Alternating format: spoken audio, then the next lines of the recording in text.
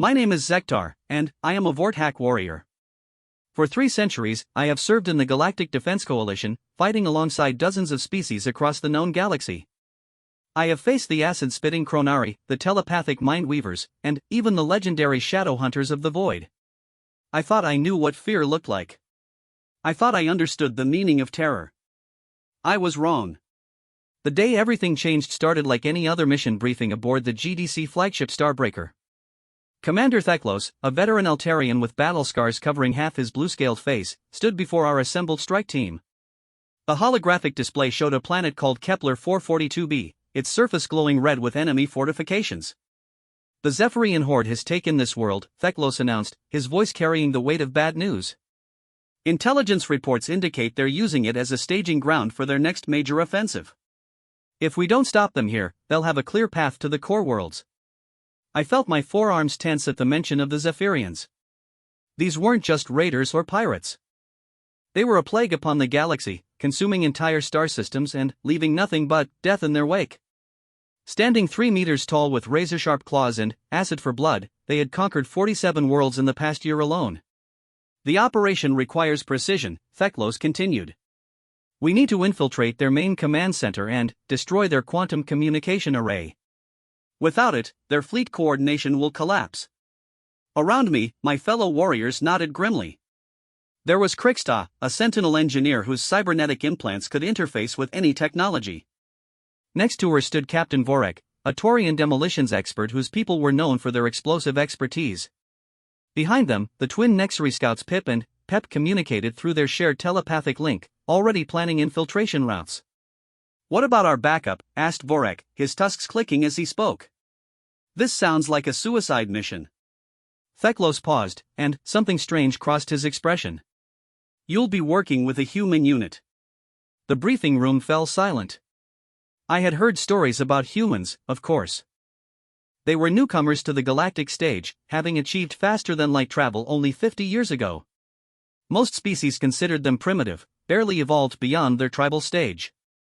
They came from a world called Earth, which was supposedly so dangerous that it was classified as a Class 12 death world. Humans? Kriksta's voice carried obvious doubt. Commander, with respect, how can such a young species help with an operation of this magnitude? Theklos activated another hologram, showing the human soldiers we would be working with. They looked ordinary. Small by galactic standards, standing only about 2 meters tall. Their skin was pale pink, and they lacked any visible natural weapons. No claws, no acid glands, no telepathic abilities. They carried primitive kinetic weapons and wore simple armor that looked like it could barely stop a Zephyrian claw. Their unit designation is Shadow Company, Theklos explained. They've been operating behind enemy lines for the past 6 months. Their success rate is unusual. Unusual how? I asked, studying the human faces on the display.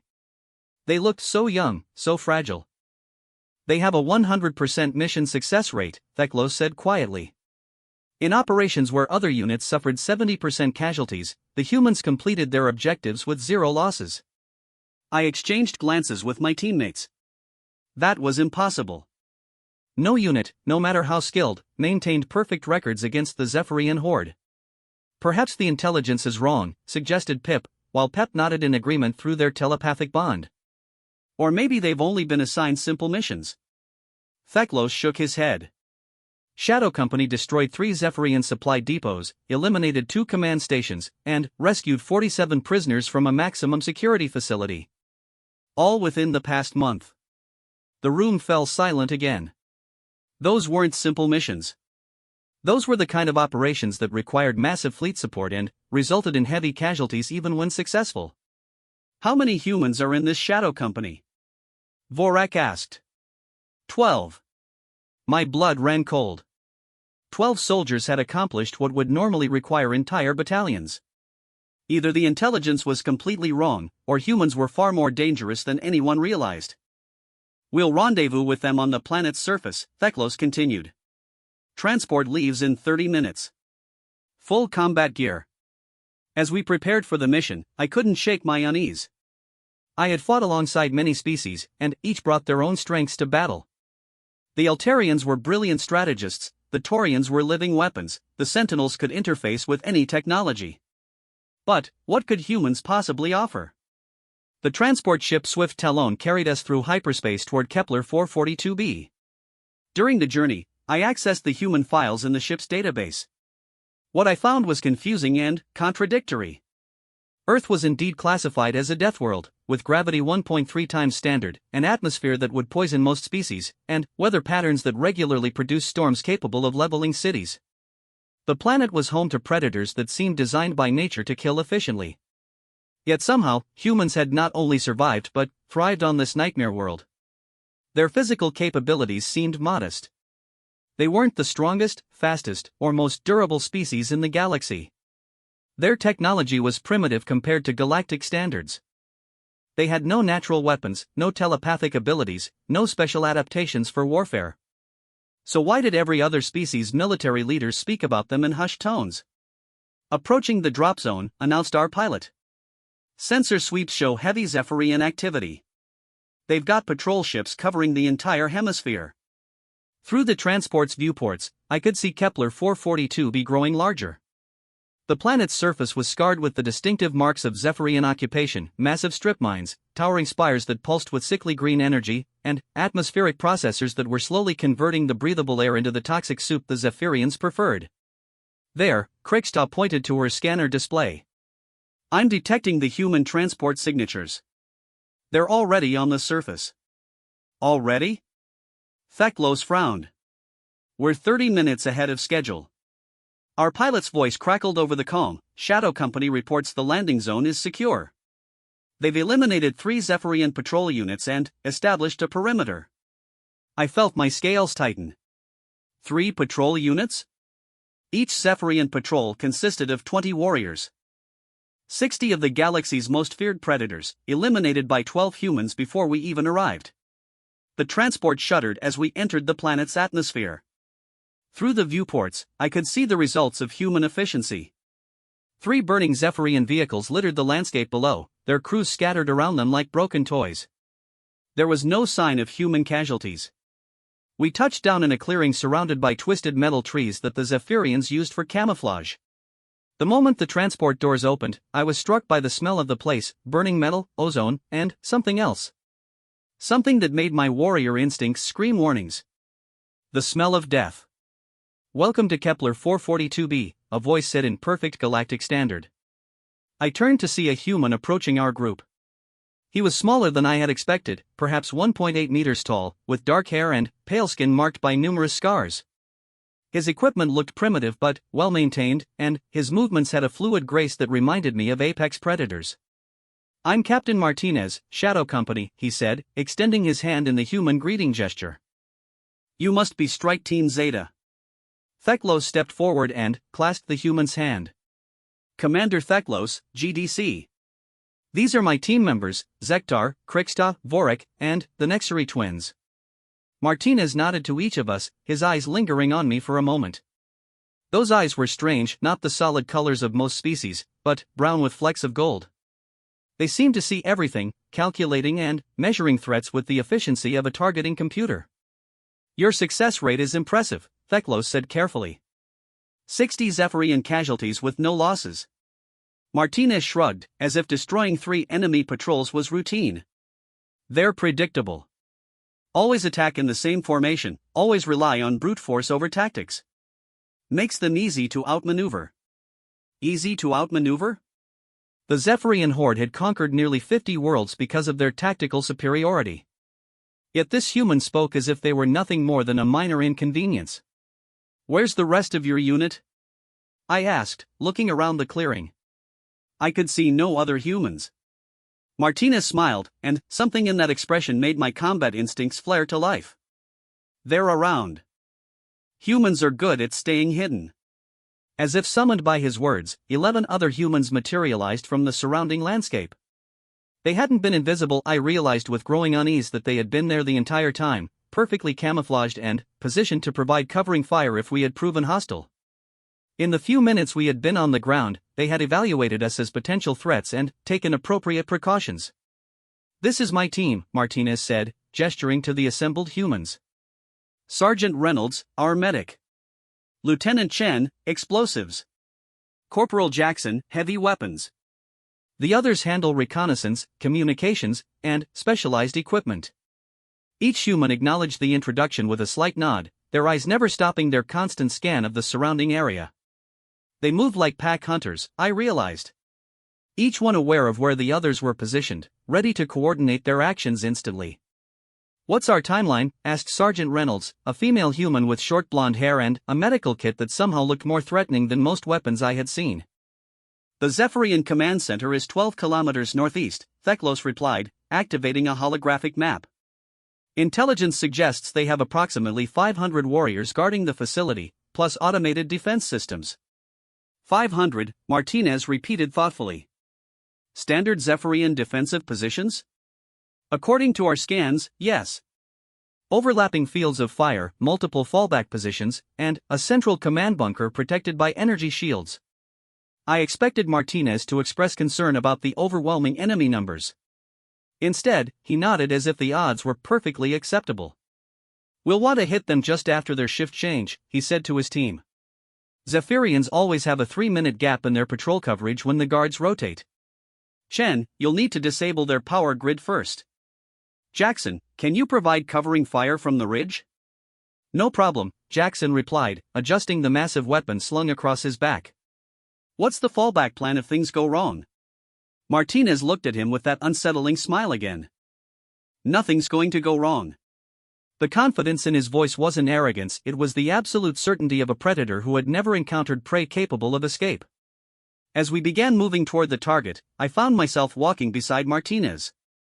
The human moved through the hostile terrain with an ease that defied logic. He avoided sensor sweeps, navigated around hidden mines, and led us along paths that provided maximum cover, all apparently by instinct. "How do you know this area so well?" I asked. "According to our briefing, your team has only been on planet for 6 months. 6 months is plenty of time to learn," Martinez replied. "Humans adapt quickly. But the Zephyrians change their patrol patterns daily. Their defensive positions shift every few hours. How can you predict their movements?"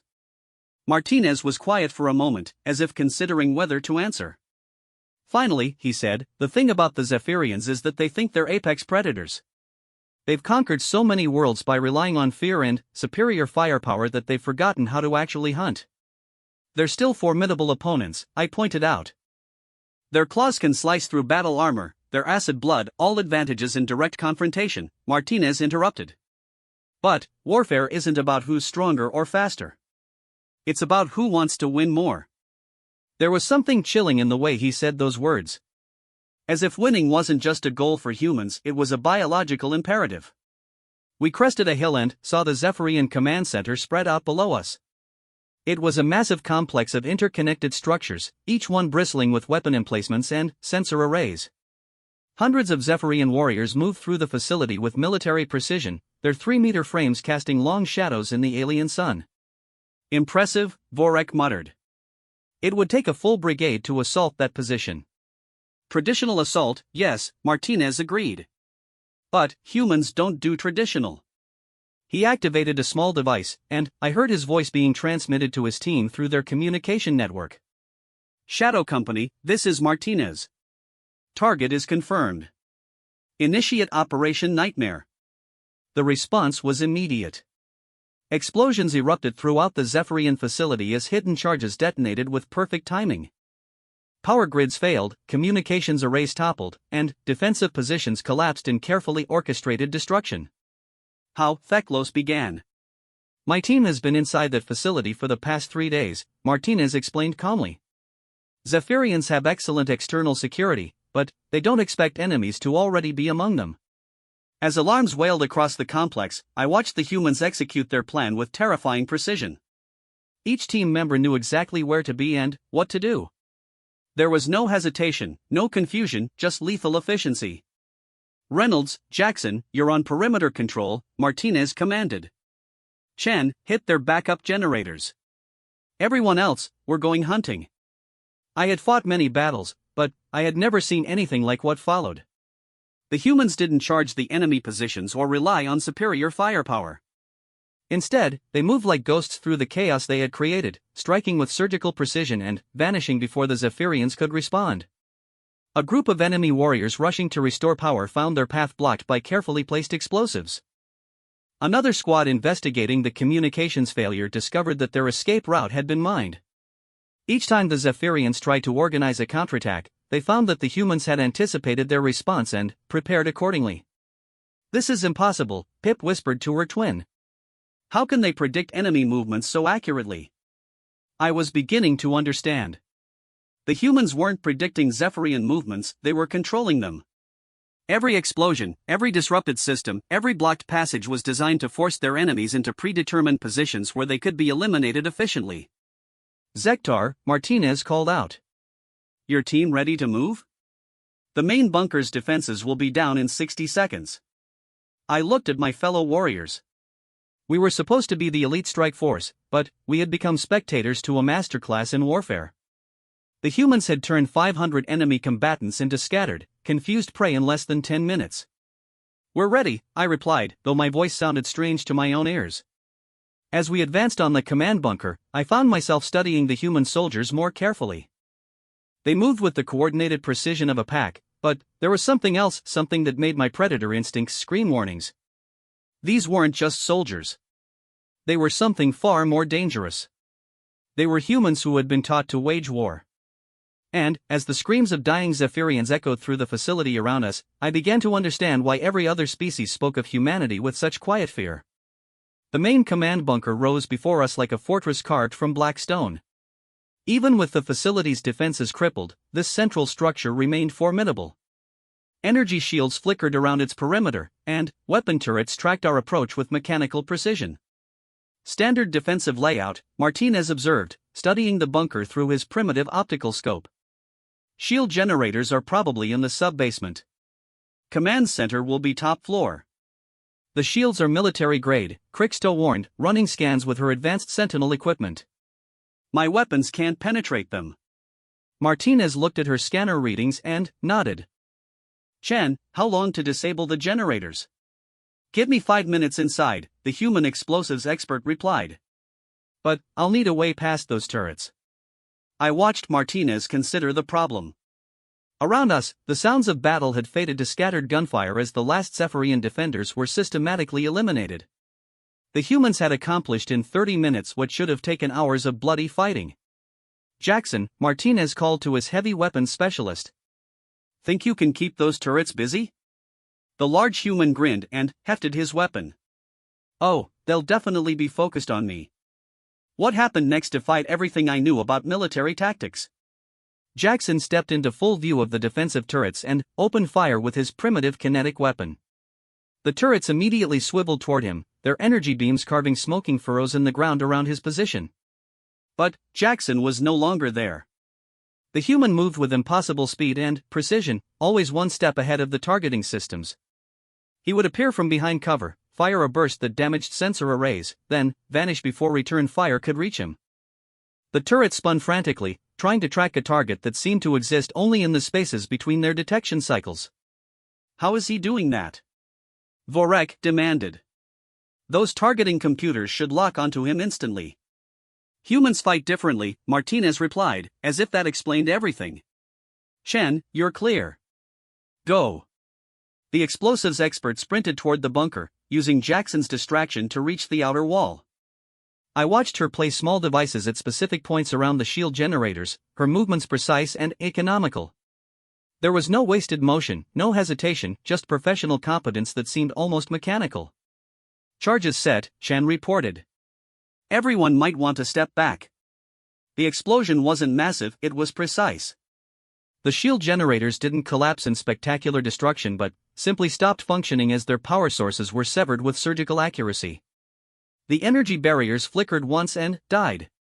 "Turrets are going into lockdown mode," Jackson called out. "They're switching to internal power."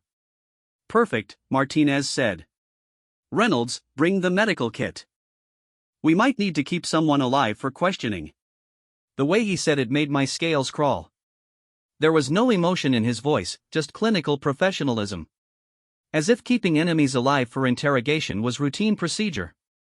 We advanced on the bunker entrance, a massive blast door designed to withstand direct artillery strikes. Kriksta immediately began working on the security systems with her cybernetic interfaces. Complex encryption, she reported. This could take several minutes. We don't have several minutes, Martinez replied. He pulled a small device from his equipment pack and attached it to the door. Stand clear. The device emitted a high-pitched whine for exactly 3 seconds. Then, the blast door, which should have required heavy explosives to breach, simply fell inward with a thunderous crash. What was that? Theklos demanded. Resonance disruptor, Martinez explained casually. Humans are good at finding structural weaknesses. As we entered the bunker, I noticed that the human weapons, which had seemed primitive from a distance, were actually marvels of engineering efficiency. Every component served multiple purposes. Their armor was lighter than standard galactic equipment but somehow provided superior protection. Their communication devices were more reliable than military-grade gear used by most species. The humans hadn't advanced slowly through technological development like most civilizations. They had leaped directly to solutions that worked, without caring whether those solutions fit established scientific principles. Motion sensors ahead, Pip warned through her telepathic link with Pep. Automated defense systems are still active. I'll handle them, Sergeant Reynolds said, stepping forward with her medical kit. She pulled out what looked like a standard healing device and pointed it down the corridor. The motion sensors detected the medical scanner's emissions and immediately classified them as non-threatening. Reynolds walked calmly past defensive systems that should have reduced her to atoms, her equipment broadcasting the electronic signature of routine medical procedures. Clear, she called back to us. Your medic just disabled military-grade sensors with a medical scanner, I observed. Reynolds used to be an engineer, Martinez explained. Humans adapt their skills as needed. We climbed through the bunker levels, and I began to notice patterns in the human approach to warfare. They didn't rely on superior technology or overwhelming force. Instead, they identified how systems were supposed to work and found ways to make those systems work for them instead of against them. When we encountered a corridor filled with laser grids, Chen didn't try to disable the generators. She simply reflected the beams back on themselves using mirrors from her equipment pack, creating a feedback loop that overloaded the emitters. When Zephyrian defenders tried to ambush us from concealed positions, Reynolds detected them using heartbeat sensors in her medical equipment and Jackson eliminated them with precisely targeted shots that somehow curved around corners.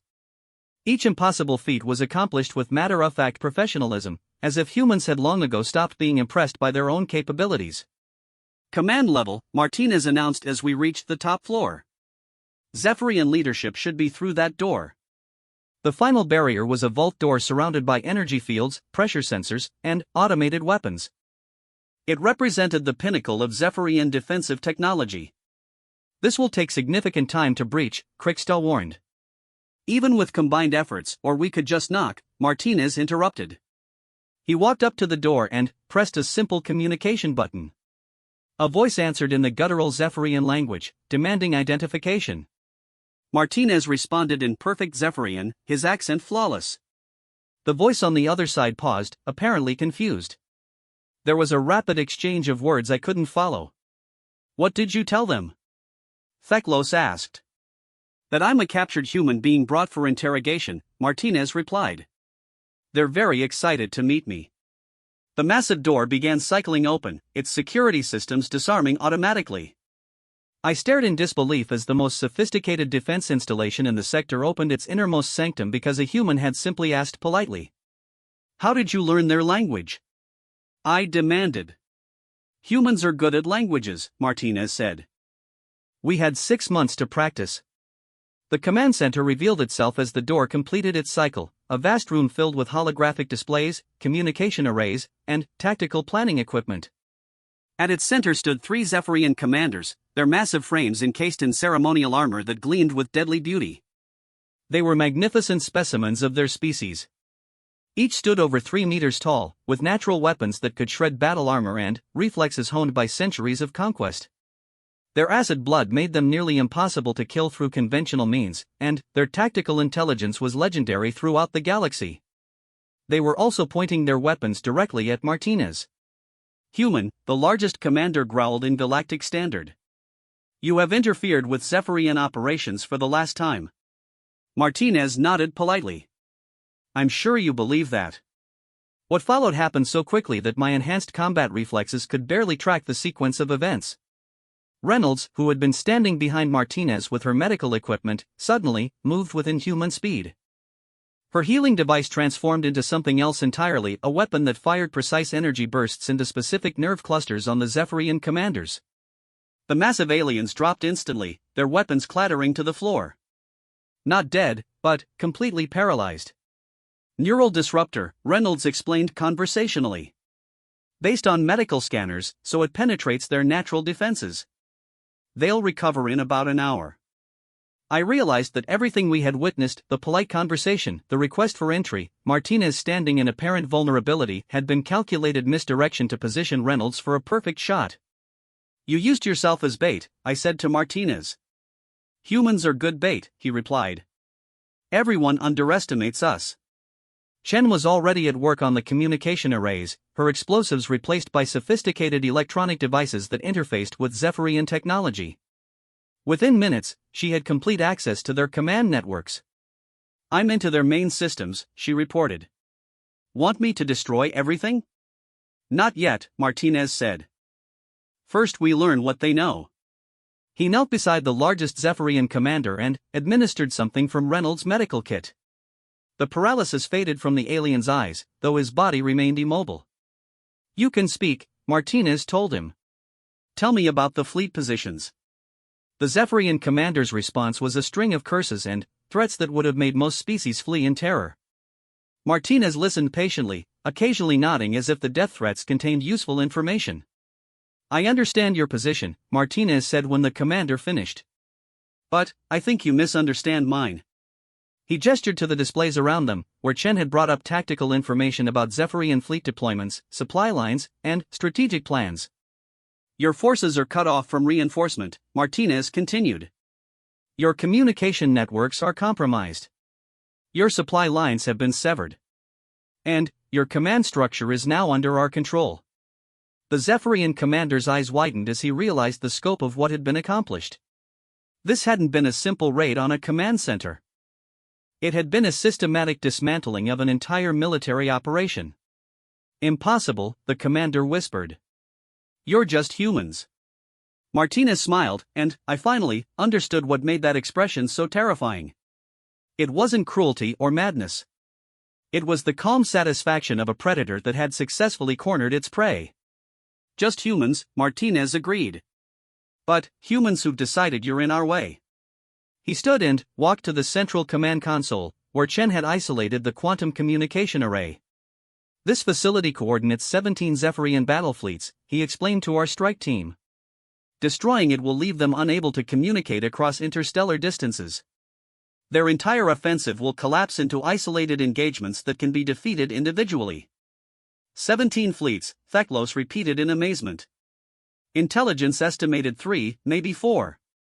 Intelligence didn't have access to human reconnaissance methods, Martinez replied. My team has been mapping their entire operation for months. I watched Shen prepare the final charges that would destroy the communication array. Around us, the full scope of the Zephyrian threat became clear through their own tactical displays. They had been planning an assault on the core worlds that would have overwhelmed galactic defenses through sheer coordination and scale. Without this command center, that coordination was impossible.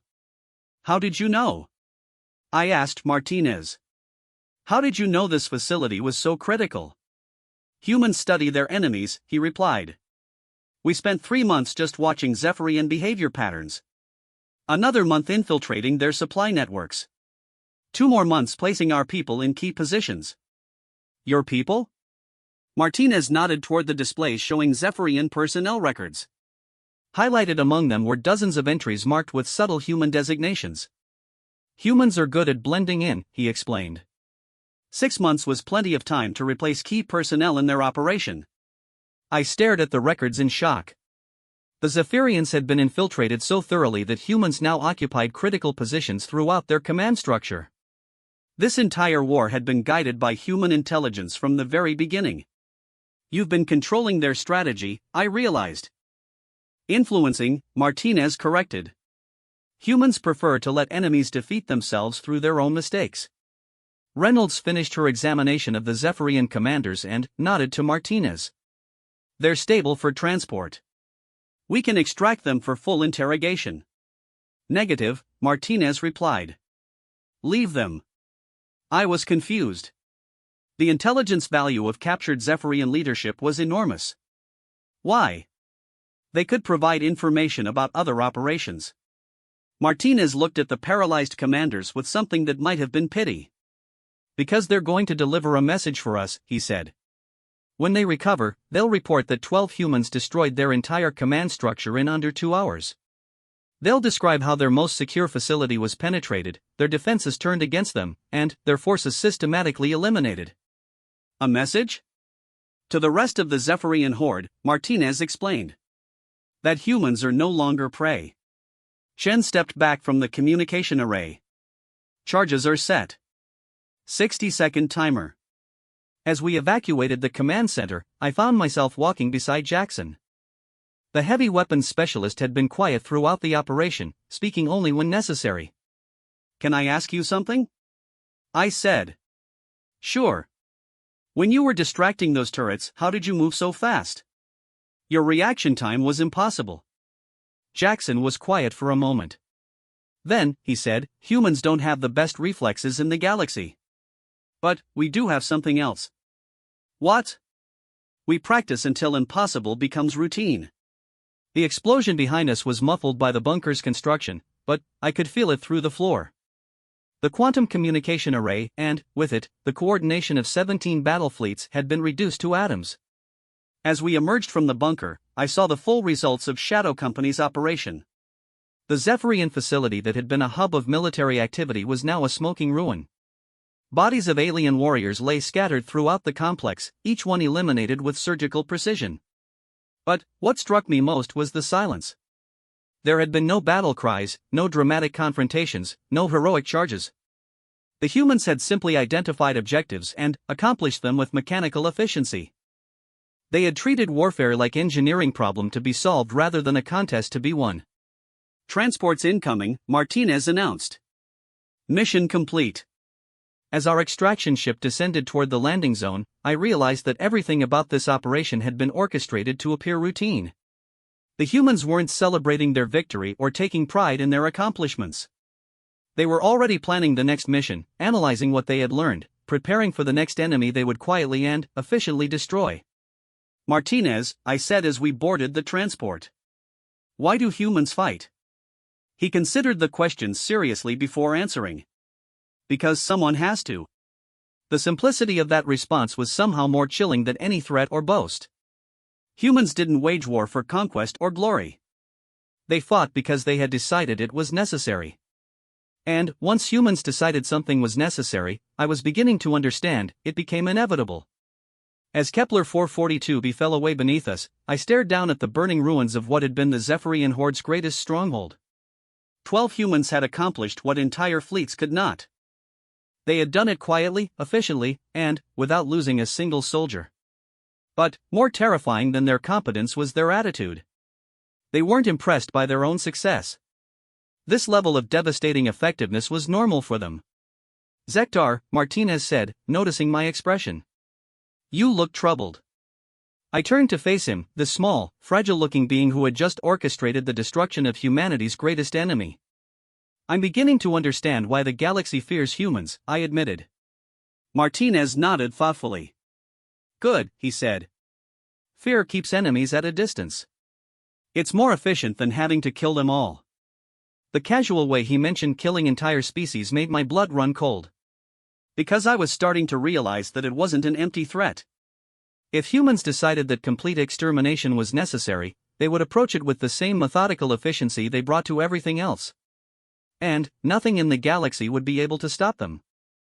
3 days after the Kepler 442b operation, I found myself in the strangest situation of my military career, sitting in the officers' lounge of the GDC flagship Starbreaker, sharing drinks with the human soldiers who had redefined my understanding of warfare. The aftermath of our mission had sent shockwaves through Galactic Command. Intelligence reports confirmed that the destruction of the Zephyrian communication array had indeed crippled 17 battle fleets. Without coordination, the scattered Zephyrian forces were being systematically destroyed by local defense forces. A war that should have lasted years was ending in weeks. I still don't understand how you did it, I said to Martinez, who was nursing something called coffee that smelled like industrial solvent. The infiltration, the timing, the precision, it should have been impossible. Martinez shrugged, a gesture I was learning was the human equivalent of dismissing the extraordinary as routine. Humans are good at impossible. But, how? I pressed. Your species is barely 50 years into galactic civilization. Most species need centuries to develop effective military doctrines. Sergeant Reynolds looked up from her medical reports. Maybe that's exactly why we're effective. We didn't spend centuries learning the wrong way to fight. What do you mean? Martinez set down his coffee and leaned back in his chair. For the first time since I had met him, he seemed willing to explain rather than deflect. Tell me, Zektar, in your 3 centuries of military service, how many